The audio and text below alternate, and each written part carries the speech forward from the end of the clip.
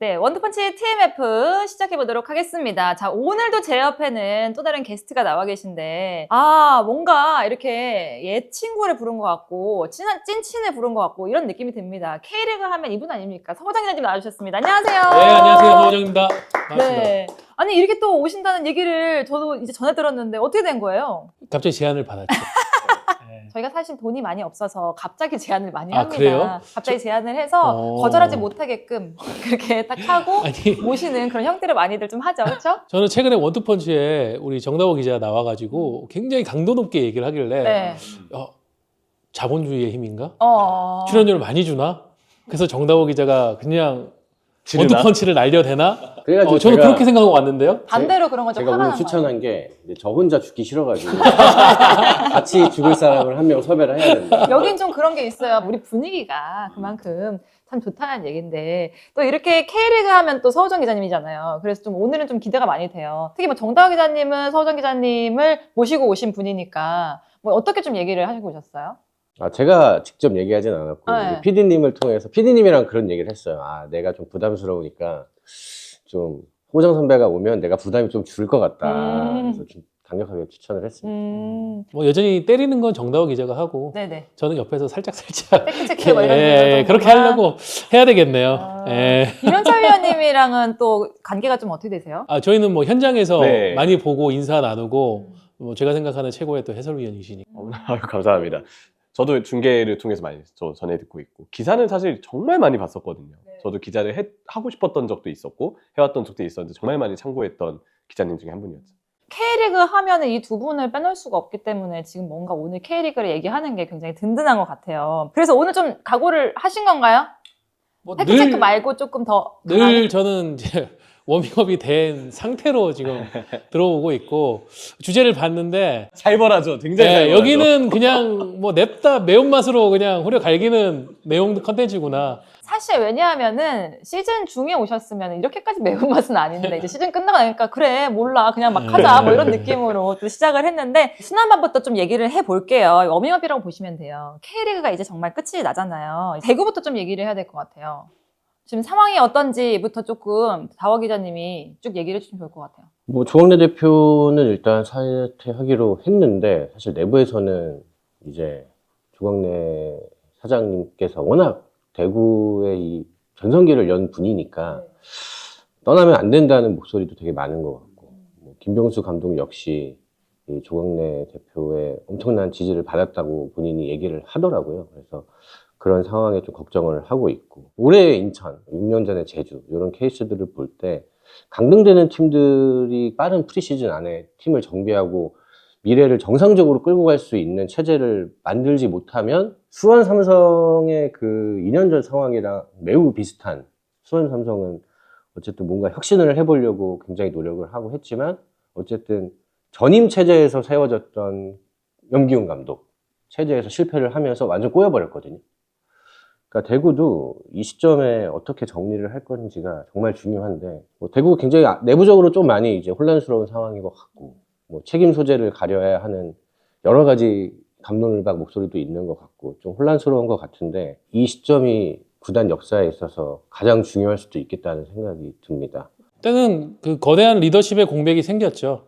조광래 대표이사 겸 단장이 이제 2014년에 처음 대구로 왔고 그때 이제 대구는 2부 리그로 이제 강등이 된 상황이었었고 그 팀을 좀 재정비를 해가지고 다시 승격을 시키고 무엇보다 이제 2019년에 개장된 대팍으로 구단을 옮기고 클럽하우스, 전용훈련장 이런 모든 인프라를 다 바꿔버리면서 지금의 대구의 전성시대를 만든 주역이니까요.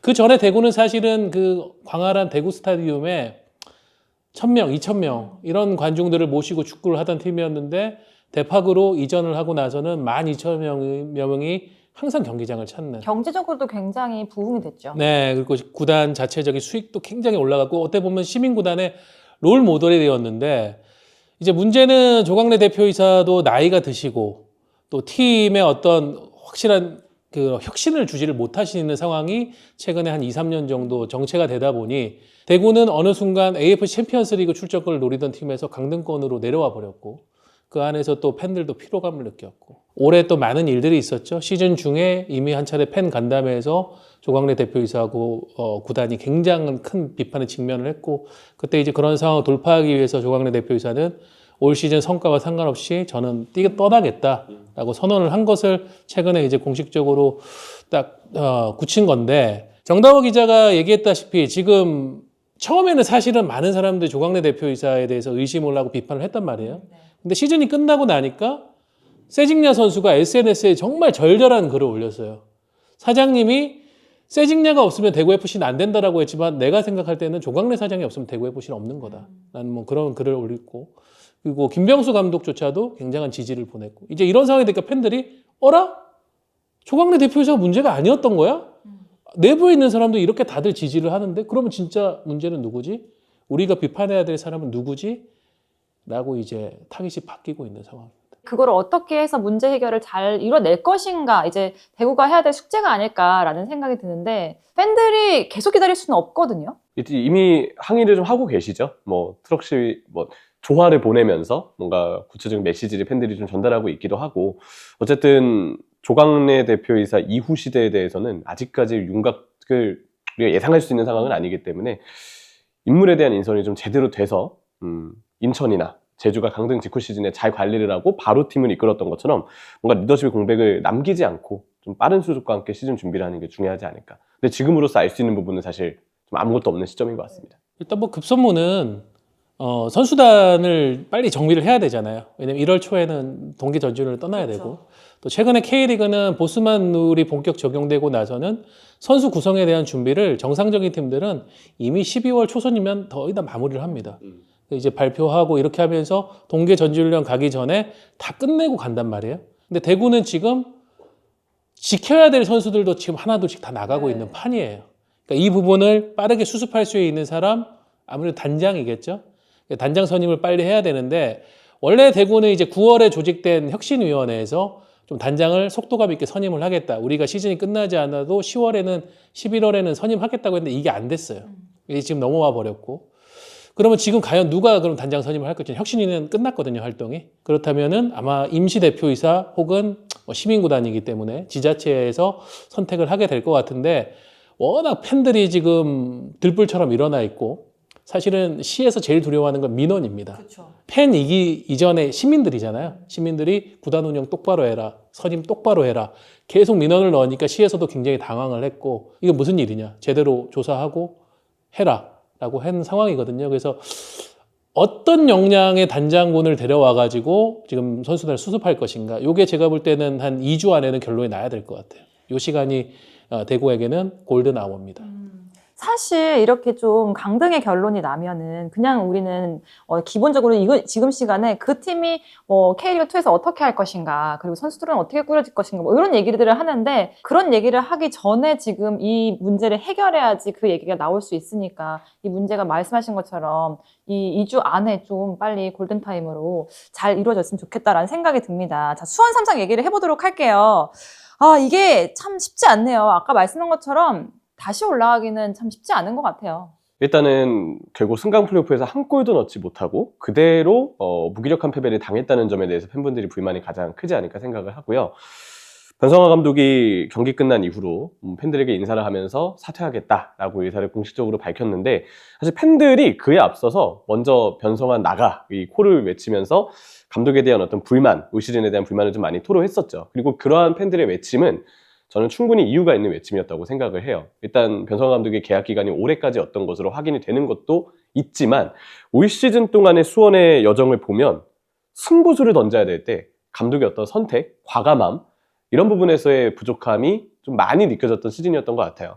누군가는 그래도 수원 삼성이 승격에 도전할 수 있는 리그 2위까지 도전한 것 자체에도 의미가 좀 있는 것이 아니라는 생각을 하겠지만 그 리그 내에서 수원이라는 팀이 가지고 있는 구단의 체급이나 선수단의 역량을 생각해 보면 그래도 조금 더 승부수를 던져야 될 때 특히 인천과의 경기에서의 무승으로 끝났던 시점에서의 수원의 아쉬운 판단들이었다든지 제주와의 이번 승강 플레이오프에서도 보여줬던 한계라든지 이런 부분들에서 결국 벤치 쪽의 리더십, 감독의 역량에 대한 아쉬움이 결과상으로 좀 드러날 수 있지 않았을까. 부차적으로는 수비에 대한 보강이 여전히 좀 필요해 보였던 것, 그로 인해서 결국 선수 개개인의 어떤 흔들림이 나왔던 것들에 대한 꾸짖음도 물론 있어야 되겠지만, 일단 수원의 경우는 결국 변성환 감독 체제에서 올 시즌은 어쩔 수 없는 한계 또한 좀 맛봐야 했던 그런 좀 한 해이지 않았나라고 좀 정리가 됩니다. 이게 결국 감독이 만약에 내년에 바뀌게 되면 3년째는 그냥 감독이 바뀌고 뭐 체제 개선하고 이게 문제가 아니라 결국 올라가는 게 목표잖아요.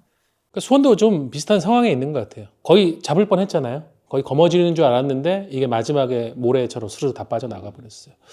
자, 이제 책임을 감독에게만 묻고 끝낼 것인가? 아니면 그 위에 있는 박경훈 단장까지도 그 책임을 물을 것인가? 만약 박경훈 단장도 이 부분에 대한 공동 책임을 갖고 떠나야 된다?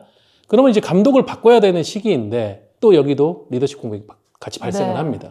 이 부분에 대해서 뭐 바뀐다고 하면은 그럼 얼마나 빠르게 준비를 해가지고 여기에 또 새로운 인물을 앉힐 것인가? 아니면 박경원 단장이 올 시즌 그래도 스쿼드 정비라든가 이런 부분을 좀 잘 진행했기 때문에 그나마 여기까지 싸울 수 있었던 것 아니야? 이렇게 이제 평가가 나온다고 하면은 조금은 연속성을 갖고 갈 수 있겠죠. 그러면 아마 이명철 위원이 얘기해 주신 것처럼 수비 라인 쪽에 좀 변화를 주면은 저는 뭐 내년에 수원 삼성은 K리그2에서 올해와 맞먹는 경쟁력은 보여줄 수 있다고 보는데 이제 그 부분에 대한 판단. 지금 이제 우리가 경기가 끝나고 하루밖에 지나지 않았기 때문에 자기 어떻게 굴러가는지 상황에 대해서는 다 파악을 할 수 없는데 이 부분에 대해서도 이제 수원 삼성 고위층 혹은 아예 이제 모기업 쪽에서 결정을 내려야 되는 시기입니다. 근데 일단 내년이 다행히 K리그2에서의 승격 자리 자체는 올해보다는 올라가기 때문에 네. 그런 상황에서 본다면 일단 같은 순위권을 유지만 해도 승격을 하긴 할 겁니다. 하긴 할 텐데 문제는 그것만으로 과연 팬들이 원하는 구단에 대한 방향성, 기대감, 이 부분이 만족이 될 것이냐.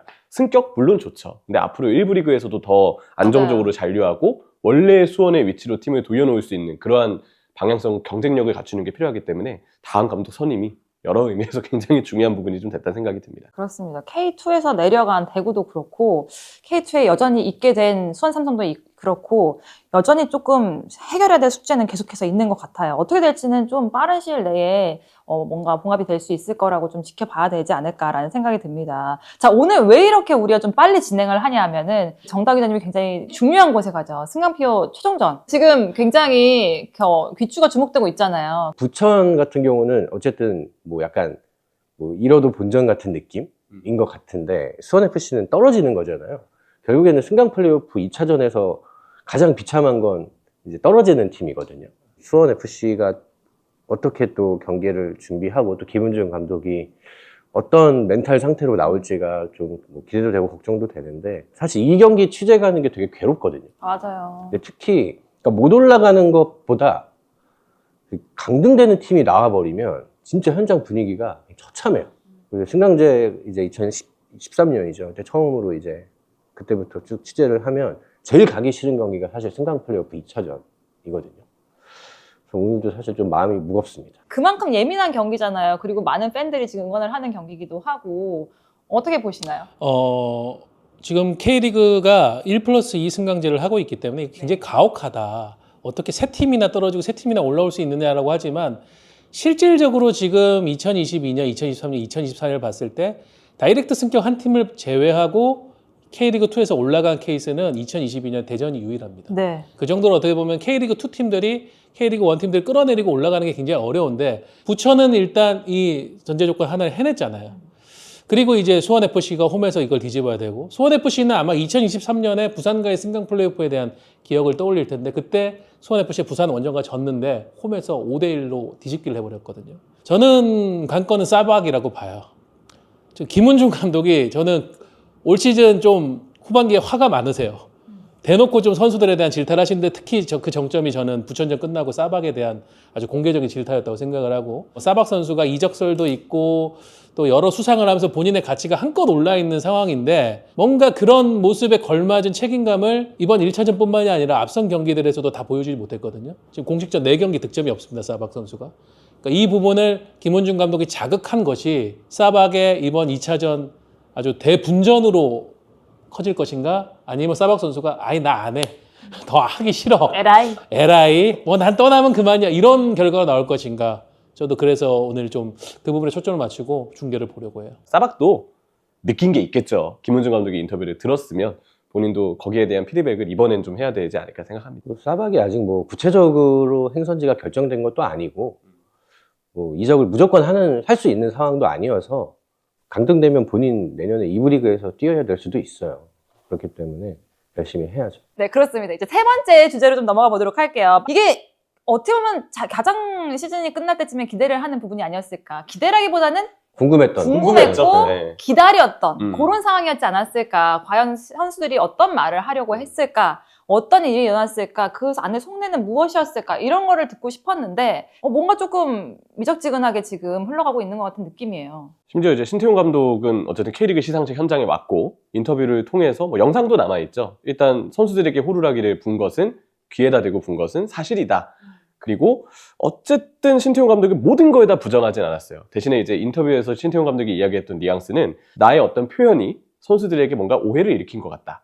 그래서 좀 원래 전했던 뜻과 좀 다른 부분이 있는 것 같은데 그 부분에 대해서 미안하다라는 이야기를 했거든요. 네네. 그리고 뭔가 갈등이 혹은 오해가 빚어질 법한 뭔가의 행동은 있었다는 뜻인데 그리고 거기에 대해서 선수들은 정승현 선수는 좀 뭔가 이야기를 하긴 했지만 조현우 선수를 비롯한 선수들은 추후 구단 쪽에서 입장을 표명하는 걸 우리도 기다리고 있다. 그들을 좀 기다리고 있고 그때 구단을 통해서 이야기가 전해지는 게 맞는 것 같다라고 이야기를 하면서 모든 시선은 이제 구단 측이 어떤 대응을 할지 그쪽으로 모두 시선이 쏠려 있었죠. 근데 구단이 낸 이제 입장문에서는 막 그렇게 가려운 것을 긁어줬다라는 느낌은 들지 않거든요, 솔직히. 그러니까 핵심만 말을 하면 구단은 아무래도 이제 고위층에서의 이 일종의 오더가 내려오면 그거 할 수 없는 거거든요. 어쩔 수 없이 구단은 제대로 설명하기 어려운 분위기였다. 사실 이 사건이 이 엄청난 파장을 일으킨 가장 큰 계기는 결국 이청용 선수의 골프 세리머니란 말이에요. 네, 그렇죠. 근데 본인이 이제 물론 부상을 당했다고는 하지만 그거에 관해서 뭔가 오피셜하게 목소리를 내지 않고 정승현 선수가 일종의 이 방패막이가 돼서 홀로 이제 뭔가 그 뛰어든 농개처럼 그런 그림이 된 거예요. 저는 그게 가장 좀 많이 아쉽고 선수들은 구단이 자꾸 이렇게 해줬으면 좋겠다. 근데 구단은 할 수 없는 상황. 그러면 선수들이 왜 우리가 이렇게까지 했는지에 관해서 좀 이렇게 얘기를 좀 해줘야 사람들도 납득을 할 거 아니에요. 특히 이청용 선수는 그거에 대해서 단 한마디 하지 않고 이렇게 그냥 후지부지 된다? 이거는 저는 부적절하다고 생각을 합니다. 왜냐하면 정말 문제가 있었던 게 사실이고 어떤 상황이 있었고 우리가 왜 이렇게까지 막 할 수밖에 없었나 라는 설명을 팬들한테도 해야 되고 그거 약간 회피한 느낌이 돼버리셨으니까 저는 그게 굉장히 아쉽더라고요. 요즘에는 또 대한민국 사회뿐만이 아니라 전 세계가 어떤 관계상에서의 상위적인 존재로 인해 벌어지는 소위 말하는 갑질, 위압적인 어떤 행위, 폭행, 폭언, 어떤 성폭행 이런 식의 어떤 거에 대해서 굉장히 전 세계적으로 민감하죠. 스포츠적으로만 봐도 그런 부분에 대해 가지고는 최근에 우리 사회도 마찬가지 해외에서도 굉장히 그 부분을 많이 좀 적극적으로 반대하는 목소리 나오고 있고 일본 같은 경우에 최근 한 3년 사이에 파워하라라는 사건이 연달아 벌어졌어요. 이게 우리식으로 표현하면 갑질이라는 표현인데 감독이 선수들에게 폭언 폭행을 했을 때 그럴 때 이제 그쪽을 어떻게 대처하냐? 구단 자체적으로 조사를 합니다. 보고서를 만들어서 외부에다가 공개를 해요. 저는 울산이 했어야 됐던 이번에 어떤 처신이 그것이 아니었나. 어쨌든 누구의 편을 드는 것이 아니라 객관적 사실을 종합해가지고 그 부분에 대해 가지고 보여주고 판단이나 혹은 징벌이나 이런 부분은 구단이 할 수 있는 것도 있지만은 스포츠윤리위원회라든가 이제 다른 외부에서도 할 수 있는 거거든요. 이제 그걸 해야 되는데 그거를 지금 하지 않고 스킵하고 그냥 넘어가겠다는 거잖아요. 그 부분은 저는 울산 구단이 조금은 잘못된 처분이라 생각하고 그거에 대한 반작용이 지금 선수단 내에서도 뜨겁게 표현되고는 있지 않지만 안에서는 끓고 있어요. 내일 그러니까 우리 지금 촬영 시간으로 하루 뒤인 이제 12월 9일에 마치다와의 챔피언스리그 원정 경기가 올 시즌 마지막 일정인데 이걸 준비하는 선수단 분위기가 전혀 뭔가 승리를 위해서 뭘 해야 되겠다 이런 분위기가 형성이 안 되고 있고 다들 머릿속에는 이 구단을 떠나야 될까? 혹은 마치다 원정 저는 이런저런 이유로 참가 못 하겠습니다. 이런 이제 분위기가 돼버렸어요. 그러니까 선수들이 우리가 로열티라고 하는 내가 이 구단을 위해서 충성하고 헌신해야 될 이유가 없어진 거예요. 왜? 구단은 나를 보호해주고 지켜주지 않으니까. 그러니까 지금 이게 굉장히 울산 구단이 내부적으로는 큰 문제가 생겼습니다. 근데 말씀하신 게 진짜 그런 것 같아요. 구단이라는 건 선수를 지켜줘야 될 책임이 있고, 선배라는 건 후배를 좀 지켜줘야 할 책임이 있고, 여러 가지들 책임이 있는데, 그걸 안 지키면은 그 밑에 사람들이 그걸 뭔가 모두의 그걸 목표를 위해서 열심히 할 이유는 없거든요. 저도 이 서우정 기자님 이야기 그리고 서우정 의원님의 이야기처럼 성명문이 구단 측에서 아예 뭔가 더 이상의 대응이 없다는 듯이 구단의 입장이 나온 이상 그 안에서 선수들이 구단과 별개로 따로 입장을 표명하는 건 굉장히 쉽지 않은 일이라고 생각을 해요. 현실적인 부분에서 보면. 그래서 선수들도 일단 지금으로선 구단의 이야기를 통해서 먼저 시작이 되는 그러면서 같이 선수들도 거기에 대해서 뭔가 이야기를 덧붙이고 할 수 있는 영역이 생겨야 되는데 지금은 아예 선수들이 뭔가 나서고 이야기를 하기에 앞서서 구단 차원에서 모든 통로를 다 막은 듯한 느낌이 좀 들거든요. 저 역시도 소속돼 있는 선수들의 입장을 구단이 먼저 일단은 좀 보호해주고 그들 입장에서 뭔가 하고 싶은 이야기가 있다면 그걸 구단이 먼저 나서주는 것이 선수를 보유하고 있는 구단이 할 수 있는 역할이라고 생각을 해요.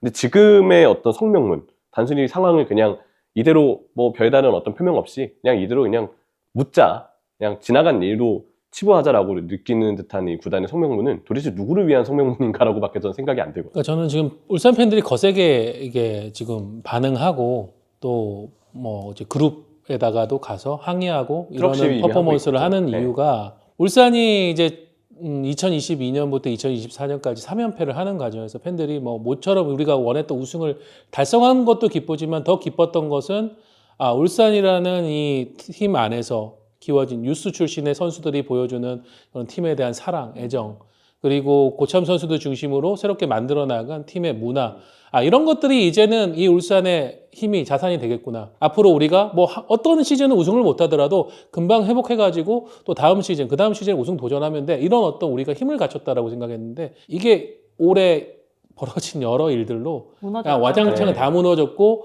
그것을 지키고자 해서 뭐 나는 울산을 사랑하기 때문에 다른 팀 안 가고 울산 올게요라고 돌아온 선수라든가 저는 이 팀에서 남고 싶어서 연봉 삭감하고 남겠습니다 했던 선수들이 이제는 그러진 않겠죠. 그냥 바보가 된 거죠. 그런 상황을 본 이제 다른 선수들도 내가 굳이 그렇게 하면서 이 팀에 남을 필요는 없겠구나. 왜냐면 선수는 이제 계약 관계니까 나를 뭐 지켜주거나 나에 대해서 구단이 뭘 해주는 게 없다고 하면은 떠나는 것이 자연스러운 일이니까 이제 울산이 아마 이번 겨울에 그런 문제들로 또 팬들에게 실망을 줄 수도 있지 않나 라는 생각이 들어요. 그러니까 그런 것 같아요. 이게 축구단이잖아요. 제 전문성이 필요하고 뭔가 자체적으로 해낼 수 있는 그 역량, 프로세스 이런 것들이 필요한데 사실 뭐 신태용 감독 선임 과정도 그렇고 이번에 뭐 이번 사건을 뭐 급하게 봉합하는 과정도 그렇고 누구 하나의 의견, 목소리에 의해서 이런 것들이 결정된다는 것 자체가 저는 부적절하다고 생각을 하거든요. 구단의 미래는 구단 스스로 정해야 되고 구단 내부의 일은 구단 내부에서 직접 결정을 해야 된다고 생각을 하는데 이런 것들이 자꾸 반복이 되면 그거 하나의 팀이 완전히 이렇게 와장창 무너져 버리는 거라 울산이 앞으로 일종의 독립성이라고 해야 될까요? 그런 것들을 좀 보장할 수 있는 안전장치 이런 것들이 필요한 것 같아요. 저는 환경적으로는 이해해요. 왜냐하면 모기업이 구단에 대해서 부정적으로 보기 시작하고 우리 말 안 듣네라고 하면은 팀 예산의 거의 80%, 90%를 지원해주는 모기업에서 싹둑 잘라버리면 구단은 할 수 있는 게 없어요. 예, 그렇게 아마 생각을 했을 것이고 근데 할 건 해야 되지 않나. 그렇죠. 이렇게 되면 지금 뭐 팬들이 바라는 해결책은 어떤 선수가 나는 울산을 떠난다는 각오로 혹은 선수를 은퇴한다는 각오로 토로를 하고 고백을 하고 그런 기자회견을 갖지 않는 이상은 뭐 어려운 일인데 근데 그걸 어떤 선수가 용기를 갖고 하겠냐고요. 아니 그래도 안 네. 되죠. 그렇게 진짜 이루어진다고 해도 그 선수만 너무 억울하잖아요. 그 선수도 그게 이제 두려울 거고 그걸 이겨내는 것도 쉽지는 않을 거고 앞으로 이게 또 어떻게 더 전개가 될지 모르겠지만 좀 저는 안타까운 부분입니다. 대한축구협회에서 뭐 조사 요청 뭐 이런 상황도 있던데 그건 어떻게 된 거예요? 뭐 일단 폭행 관련 이제 이슈가 발생을 한 거니까 근데 이제 프로축구 연맹에서 하지 않는 이유는 이제 신태용 감독은 이미 무소속이잖아요. 소속이 없기 때문에 그 영역은 이제 축구협회로 이관이 된 상황이고 축구협회에서 일단 그냥 공문을 좀 받아보겠다. 아직까지 구체적으로 뭐 징계를 하겠다 뭐 이런 건 아니고요. 일단 울산 구단이 공문을 보내서 상황을 정확하게 알려주면 내부적으로 판단을 해서 이거를 징계를 할 건지 안 할 건지 좀 확인을 해보겠다 뭐 이런 건데 이것도 사실 기사가 안 나왔으면 축구협회에서도 조용하게 일단 확인을 하고 진행을 했을 텐데 일단 기사가 나왔기 때문에 좀 이 상황, 이 과정도 좀 아마 상세하게 이제부터는 일종의 생중계가 될 거거든요.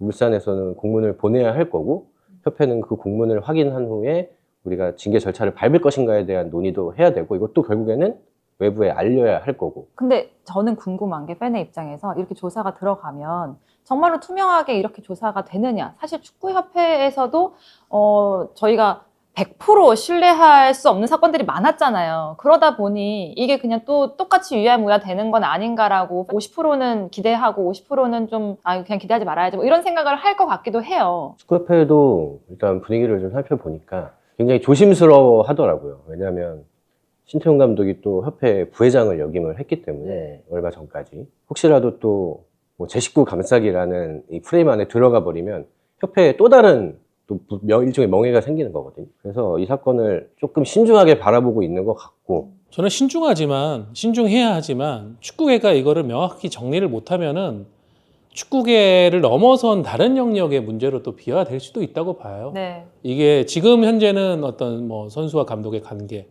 뭐 선수에 대한 갑질 여부 이런 거지만 뭐 인권 문제라든가 이런 식으로 뭔가 비화가 돼가지고 이게 정치권이라든가 이런 쪽으로 만약에 번져버린다? 이런 그때부터는 축구계가 할 수 있는 게 없어요.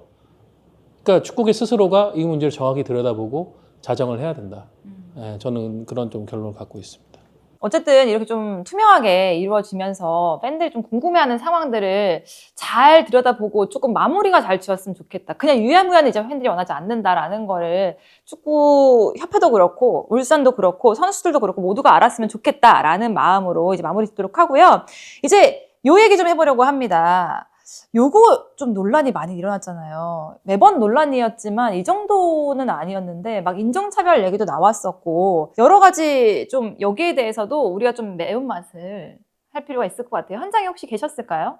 제가 무슨 예. 말하는지 아시죠? 예, 코리아컵 결승전 말씀하시는 네. 거죠. 예, 현장 갔었습니다. 갔었고 경기 하루 전날에 이제 단독 보도를 통해 가지고 타노스 코치뿐만이 아니라 포에스타단 전체가 이제 전북을 떠나는 것으로 사임하는 것으로 포획 감독이 결정을 했다라는 보도가 나오면서 전북 팬들이 또 다시 한번 분개했고요. 네. 다행히 이제 그날은 전북이 연장 접전 끝에 광주를 꺾고 코리아컵 우승을 들면서 시즌 더블을 달성했기 때문에 축제 분위기이긴 했지만 지금 이 남아있는 찜찜함, 과연 이런 상벌이의 조치 그리고 이제 심판들의 주장 이걸로 촉발된 문제가 지금 올 시즌 가장 압도적인 성과를 낸 외국인 감독을 떠나게 만들었다. 자, 그럼 팩트체크부터 해볼게요. 지금 원래 굉장히 큰 이슈가 됐던 건 인종차별 논란이었어요. 이제 상황이 그렇게 되면서 타노스 코치가 이렇게 하는 사건이 있었잖아요. 그러면서 이제 인종차별에 포커싱이 됐었죠. 정말 인종차별이었는지부터 팩트체크를 해봐야 될 것 같아요. 저는 그날 현장에 있긴 했는데 사실 그게 워낙 찰나의 순간이라 네. 그거를 정확하게 판단할 수 있는 객관적인 기준이 없습니다. 제가 알기로는 그냥 전북 일반 팬 유튜버가 찍은 영상이었는데 이제 그 장면이 어떻게 보면은 목적을 가진 분들에 의해서 악용이 된 거죠. 그 전북 팬 유튜버 분이 굉장히 좀 괴로워했다라는 얘기도 들었는데 저는 그래요. 인종차별이라는 거는 맥락과 개연성이 있어야 된다고 생각을 하거든요. 근데 그 모션 자체에서 그렇게 슬로우 화면으로 하고 그 순간을 딱 캡처한 그 모습을 갖고 이게 인종차별이다라고 주장하면은 저는 그거는 맥락과 개연성이 너무 떨어진다고 생각을 하는 입장이에요. 그리고 비슷한 행동은 이미 정말 많은 축구 경기, 해외 사례 혹은 국내 사례에서도 인종차별의 목적 없이 또 인종차별의 해석의 여지조차 있지 않은 그냥 단순한 행동으로 잘 봐라. 보일 만한 장면들, 같은 동작들이 여러 번 나왔거든요. 그것 또한 당연히 언급돼야 될 얘기라고 생각합니다. 그럼 이 사건에 대해서 가장 억울한 사람이 굉장히 많을 것 같아요. 뭐 일단 전북 구단이 가장 이제 발등에 불이 떨어졌죠. 이 사건 때문에 더블을 이룬 감독을 이제 떠나보내게 생겼으니. 그러니까 포획 감독이 뭐 적극적으로 원래부터 팀을 떠나려고 했다면 모르겠는데 이미 이제 다음 시즌 구상을 논의를 하는 상황이었거든요. 선수 영입 기조라든지 방향성, 다음 시즌에 대한 뭐 목표 설정, 뭐 동계훈련을 어떻게 할 것인가 이런 구체적인 이야기들이 어느 정도 진행되고 있는 상황에서 타노스 코치가 이제 징계를 받게 됐고 그러면서 이제 본인도 이제 뭐 팀을 떠나겠다고 한 건데 어쨌든 뭐 새로운 팀에 오퍼가 있어서 가는 걸 수도 있지만 이게 결국에는 큰 트리거가 됐다고 생각을 하거든요. 이런 상황에서 저 같아도 정nem이 떨어질 것 같아요. 지금 제 옆에서 뭔가 이게 이글이글하는 느낌이 들고 아니, 있거든요. 저는 이게 그 타너스 코치 사임을 발표한 전북 구단의 이제 발표에서 타너스 코치 입장문이 있었단 말이에요. 그 내용 중에 저는 이제 그 대목을 보고 아, 이거 포획 감독도 같이 나가겠구나 싶었던 대목이 뭐였냐면 저는 저의 존엄과 평화와 이런 안전 이런 부분들이 이곳에선 담보될 수 없다라고 생각을 하고 떠나기로 했습니다. 저는 그게 타노스 코치 혼자만의 생각이 절대 아니라고 생각하고 올 시즌 내내 특히 후반기 들어가지고 거의 이 포엣 사단 거스 포엣 감독, 타노스 코치, 디에고 포엣 심판들하고 늘 신경전. 심판들은 그 신경전이라고 할 수는 없는 게 심판들이 무조건 이겨요. 항의하고 뭐라고 하는 것 같으면 그냥 가서 카드 주고 퇴장시켜버리면 끝이거든요. 그런 것도 주요 경기마다 계속 나왔단 말이에요. 그러니까 그들이 무슨 공통 생각을 했어요. 이곳에서는 우리가 존중받을 수가 없구나. 여기까지 성과는 여기까지다. 이제 끝내자. 네. 그런 생각에 저는 도달할 수밖에 없었다고 봅니다. 근데 이게 진짜 VAR 안 보고 그냥 징계 때린 거예요? 그러니까 사실 이거는 판독 불가합니다. 그 상황에서 이게 인종차별이다 아니다라고 확정할 수 있는 근거가 없어요. 본인이 아니라고 주장을 하고 근데 뭐 이거 피해자 입장에서 무조건 생각을 해야 한다라고 하는데 그 맥락이 너무 맞지를 않는 거죠.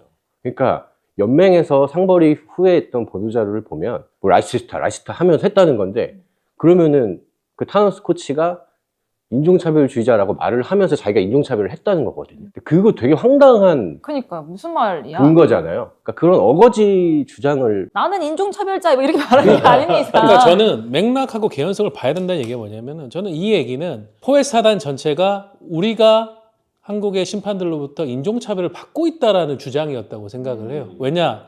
10월 3일 그 제주하고 전북 경기에서 오심이 나오고 그때 포엣 감독하고 아들인 디에고 포엣 코치가 SNS에 올렸을 때도 그 밑에 레이시즘이 있었어요. 그러니까 이들은 이런 식의 오심과 우리에게 계속 압박을 주는 심판들의 행위는 인종차별이다. 타노스 코치가 외친 것도 같은 맥락인데 이거를 저는 어떻게 이렇게 해석을 할 수 있나. 되게 우려스러운 게 앞으로 상벌위원회에서 내리게 될 징계에 대해서도 이제 의심이 많이 갈 것 같아요. 과연 모든 상황들을 면밀히 체크한 게 맞을지 말씀하신 것처럼 그 맥락, 흐름 이런 것들을 잘 분석하고서 이 행동에 어떠한 이유가 있는지를 따져봐야 그런 인종차별인지 아닌지에 대한 여부까지도 해석이 되는 건데 저는 되게 많은 과정들이 좀 생략된 징계라고 좀 느껴지거든요. 거기다 조금 한국인으로서 좀 부끄러운 게 그렇게 하면은 전체적으로 우리나라를 굉장히 이미지가 좋지 않게 마무리를 짓고 끝나는 상황인 거잖아요. 그러니까 저는 참 뭐 환멸을 좀 느끼게 되더라고요. 네. 그러니까 제가 뭐 기사도 이제 심판 이번 사건 관련해서 많이 쓰기도 했지만 저 스스로도 내가 와 이런 데서 지금 일을 하고 있구나라는 생각이 들어서 굉장히 제가 무슨 뭐 전북이라서 그런 게 아니라 그러니까 이 사건 자체에 보는 이 한국 축구의 이 배타성, 이 외국인들을 선호하지 않고 내 영역에서 왜 외국인들이 저렇게 설치냐 이거에 대한 그 시선이 너무 진하게 느껴지니까 저는 그게 생각났어요. 그 꽤 오래전인데 이제 FC 서울에서 뭐 트로피는 많이 들지 못했지만 리그컵밖에 없지만은 정말 FC 서울의 운명을 바꿨다고 하는 세놀 기네슈 감독. 세놀 기네슈 감독도 마지막에 떠날 때 그냥 심판들하고 싸우는 게 일이었어요. 예. 기네슈 감독이 정말 기자회견에서 대놓고 저격을 했다 벌금도 맞았었고 벌써 한 16년이 지났는데 한국 축구계 전체에 그런 어떤 외국인 감독들이 그런 고통과 불만을 호소하는 거에 대해 가지고 그냥 저 사람들이 그냥 단순히 나를 이제 피력하기 위해서 그렇게 심판들이 잘못하고 있다고 주장한 것인가 아니면 정말 16년 동안 한국 심판들의 어떤 행위라든가 판단이라든가 그리고 생각이 그대로인 건 아닌가. 나중에 구단이 우리는 외국인 감독을 데려와서 한번 한국 축구 그리고 우리 구단을 한번 바꿔보겠어라고 해서 데려왔는데 또 같은 상황에 놓일 수 없다는 보장이 있나? 벤투 감독도 사실은 이런 문제는 아니었지만 월드컵에서 증명하기 전까지 굉장히 공격을 많이 받았었잖아요. 비슷한 그런 감정과 정서가 분명히 축구계에는 존재하고 있다고 봅니다. 많은 스포츠 리그를 돌아다니다 보니까 심판분들을 이제 만나게 되면은 누가 했는지 이번 경기 오늘은 누가 했는지 모르게 하는 게 제일 잘한 심판이다. 심판의 일이다라고 얘기를 하는데 요즘은 그냥 누구 심판인지를 찾아보고 오늘 망했어 막 이런 얘기도 하고 이렇게 되잖아요. 점점 이게 뭐라 그럴까 심판분들도 굉장히 잘 보고 공정하려고 하시는 분들 많겠지만 이거는 좀 피해갈 수 없는 잘못도 분명히 있지 않을까라는 생각이 들어요. 안타깝게도 이미 신뢰도를 좀 많이 잃었죠. 최근에 있었던 여러 경기들에서의 이슈들, 오심, 그리고 그 오심이 나왔을 때 과연 그만한 징계들을 당사자가 받고 있는지에 대해서도 투명성에 대해 의심이 가는 상황들이 워낙 많았기 때문에 지금 경기마다 주마다 계속 심판 이슈들이 끊이지 않고 있고요. 네. 이미 K리그1, K리그2 38경기 정도 되는 경기 수는 이미 다 끝났지만 제가 볼 때 라운드마다 항상 나왔던 이야기들이 공통적으로 심판 이야기였던 것 같아요. 시간이 지나면 지날수록 벤치 쪽에서의 퇴장자가 발생을 한 이슈들, 항의로 인해서 경기가 좀 뭔가 지연되거나 과열된 양상들 끊임없이 나왔거든요. 이미 신뢰도는 바닥이 났고요. 그로 인해서 경기 흐름, 결과에도 굉장히 직접적인 영향을 좀 미치고 있기 때문에 지금 K리그 내에서의 다양한 이슈들, 경기 내에서의 이슈들 이런 부분에 있어서 판정은 이미 직접적인 이슈가 좀 된 지 오래라고 저는 생각을 합니다. 그리고 축구장 밖에서의 처신도 저는 이번에 문제가 됐다고 봐요. 그 해당된 타노스 코치의 인종차별 이슈의 중심에 섰던 그 경기 주심을 했던 김무성 심판이 마치 승자가 된 듯한 그런 식의 표현들. 잘못 본 게 아니라 잘못한 겁니다. 특히 심판 같은 경우에는 그들의 말 한마디 한마디가 공정성에 대한 의심을 불러일으킬 수 있는 여지가 존재하기 때문에 인터뷰 같은 거 굉장히 조심해야 돼요. 그래서 경기 끝나고 나서 오심이 발생해도 심판들은 침묵할 수가 있는 거거든요. 그런 걸 핑계로. 근데 이번 사건에 대해서 엄청나게 긴 인터뷰를 해놓고 왜 인터뷰를 했냐, 왜 KFA의 허가를 받지 않고 인터뷰를 했냐라고 했는데 몰랐다. 이게 말이 됩니까? 네. 그 내용도 굉장히 문제 있는 내용들도 많았고요. 그런 처신들이 팬들의 심판들에 대한 신뢰도를 더 깎아버린다고 생각을 해요. 지금은 의심의 문제라고 생각을 해요, 저는. 사람들은 의심하고 있어요.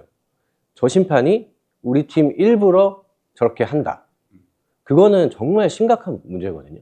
그 의심은 사라지지 않는 의심이에요. 이번 사건의 맥락을 보면 그렇게 생각할 수밖에 없어요.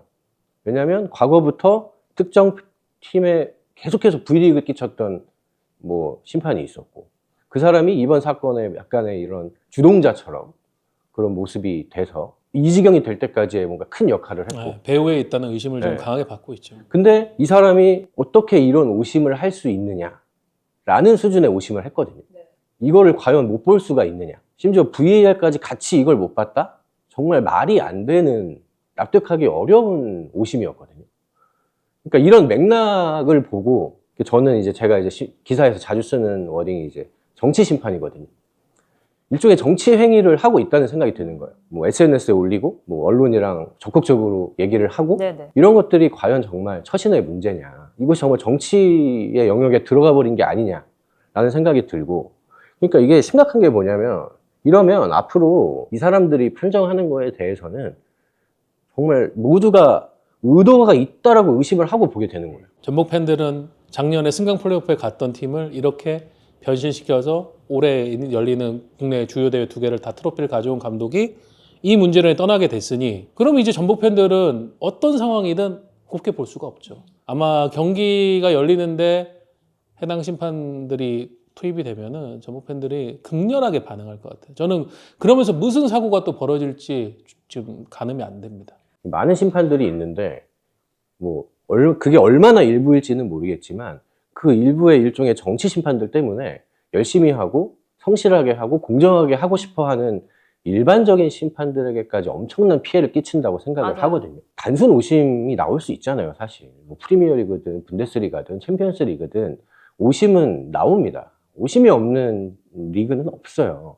근데 일종의 단순한 오심을 하는 심판마저 이번 사건 때문에 의심을 받을 수 그렇죠. 있다는 거죠. 네. 일종의 그 심판 세계에서 실력을 행사하는 그 사람이 본인은 나는 심판의 권위와 인권을 위해서 열심히 한다고 노래를 부르지만 그 실력자가 일종의 심판 전체계를 좀먹고 있는 그런 상황이 아닌가라는 저는 생각을 하거든요. 정말 이 축구계 살펴보고 의견을 들어보고 목소리를 들어봐도 정말 그 일부 심판들 때문에 이 축구계 전체가 저는 되게 뭔가 어두워진다는 느낌을 받거든요. 네, 맞아요. 저는 훌륭한 심판은 서비스맨이라고 생각을 해요. 심판이 권위자가 아니고 이 경기를 정말 깔끔하게 그리고 가장 오심이 없도록 혹은 가장 적은 오심으로 하나의 이 상업적인 경기를 완결을 짓는 그런 서비스맨 정신을 가져야 그래야 우리 외계인 심판 콜리나 주심 보세요. 콜리나 주심 정확한 판정 그리고 이제 경기 외적으로는 선수라든가 감독과의 아주 스킨십 이런 부분이 되니까 아, 저 사람은 정말 판정을 우리에게 잘 해주는 사람이구나 인정받고 오랫동안 기억이 되는 거잖아요. 그런 심판을 꿈꿔야 되는데 정다호 기자가 얘기한 것처럼 권위를 권력으로 생각하고 그걸로 영향력을 피력하려는 심판들이 존재한다면 저는 그 심판분들은 알아서 좀 걸러내야 되는 거 아닌가 이제는. 네. 그리고 참 안타깝게도 사실 심판이라는 직업 자체는 우리나라에서는 분명 더 대우가 좋아져야 되는 것도 맞고 인원이 더 늘어나야 되는 것도 맞아요. 그 자체의 문제들은 해결이 돼야 앞으로 우리가 더 좋은 심판, 더 좋은 시스템에서